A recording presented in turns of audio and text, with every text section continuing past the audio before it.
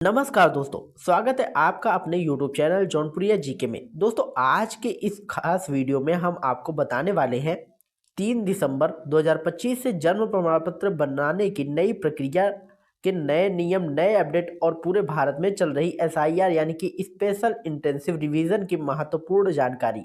ये वीडियो खासकर उन सभी लोगों के लिए है जिनका बर्थ सर्टिफिकेट अब तक नहीं बना है, जिनके डॉक्यूमेंट्स में गड़बड़ी है, उम्र मेल नहीं खाती है या जिन्हें किसी सरकारी योजना, स्कूल, कॉलेज, नौकरी, पासपोर्ट, आधार, पेंशन या किसी भी डॉक्यूमेंट में बर्थ सर्टिफिकेट की ज़रूरत पड़ रही है। इसलिए दोस्तों, वीडियो को कहीं भी मत छोड़िएगा, क्योंकि एक भी चीज़ छूट गई तो बाद में ब्लॉक या तहसील में जाकर समस्या हो सकती है। दोस्तों, भारत सरकार ने अक्टूबर 2023 में registration of birth and death act में बड़े बदलाव किए थे। 3 दिसंबर 2025 से इसे और सख्ती से लागू किया जा रहा है। इसलिए जन्म प्रमाण पत्र बनाने की प्रक्रिया अब सिर्फ कागज का काम नहीं रहा, बल्कि यह एक डिजिटल रिकॉर्ड की तरह, जैसे कि एक बार बनने के बाद पूरे जीवन भर Aadhaar, PAN, driving licence, school admission, medical record, passport और सरकारी योजनाओं से ऑटोमेटिकली जुड़ता चला जाएगा। मतलब अब एक बार भी गलत बना तो पूरी जिंदगी परेशानी भी हो सकती है, और सही बना तो फिर भी कोई दिक्कत नहीं है। तो दोस्तों, अब सीधी बात करते हैं कि जन्म प्रमाण पत्र किन दो तरीकों से बनेगा। पहला तरीका उन लोगों के लिए है जिनका जन्म 1 साल से कम पुराना है या जिनका अस्पताल में जन्म नहीं हुआ है, घर पर हुआ है लेकिन तुरंत या थोड़े समय के अंदर रिपोर्ट कर दिया गया है। इस तरीके से आपको सिर्फ अपना आधार, माता पिता का आधार, 4 गवाहों का आधार और अगर अस्पताल में जन्म हुआ है तो अस्पताल की डिस्चार्ज स्लिप लेकर ब्लॉक या नगर पालिका में जन्म मृत्यु पंजीकरण काउंटर पर जाना होगा। फॉर्म भरना होता है, गवाहों से साइन करवाना होता है और आपका आवेदन तुरंत स्वीकार हो जाता है। यहाँ सबसे ज़रूरी बात यह है कि गवाहों की उम्र आपसे से कम 2 साल ज़्यादा होनी चाहिए। बराबर उम्र या छोटे गवाह को सिस्टम खुद रिजेक्ट कर देता है।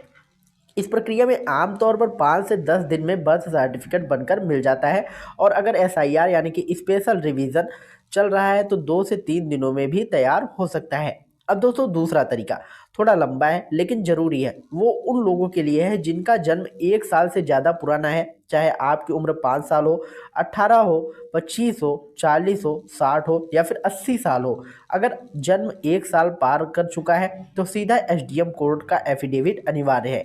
इसमें आपको अपना आधार कार्ड, माता पिता का आधार, घर के 4 गवाहों का आधार कार्ड और एक एडवोकेट द्वारा तैयार किया गया सत्यापन एफिडेविट लेकर SDM या एग्जीक्यूटिव मजिस्ट्रेट के पास जाना होता है।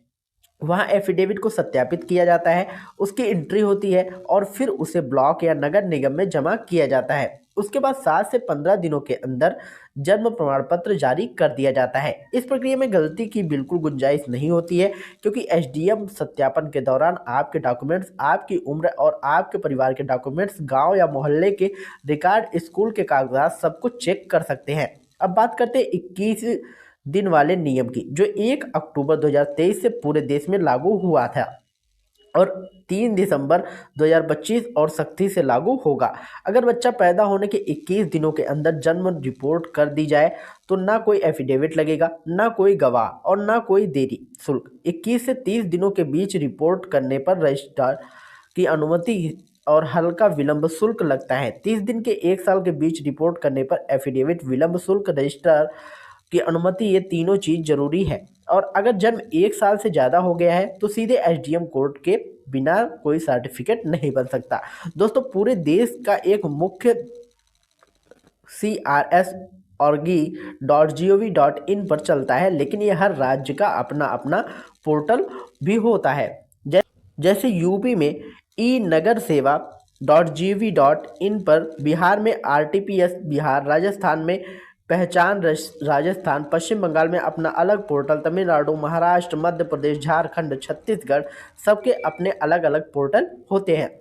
ध्यान रखना है कि जन्म जहां हुआ है आवेदन उसी समय करना है। लोग अक्सर यही गलती करते हैं कि जिस राज्य में अभी रहते हैं वहीं आवेदन कर देते हैं, जबकि जन्म किसी दूसरे राज्य में हुआ होता है।